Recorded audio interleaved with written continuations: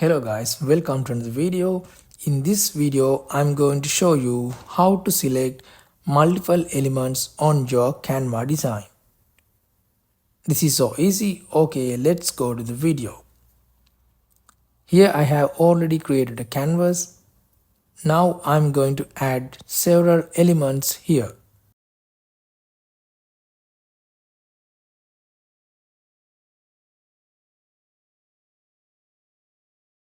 Okay, now I added 4 elements. Now let's see how to select multiple elements. First click on element, then press shift and hold and click on another element. Now these two are selected. Again press shift and hold and click on another element.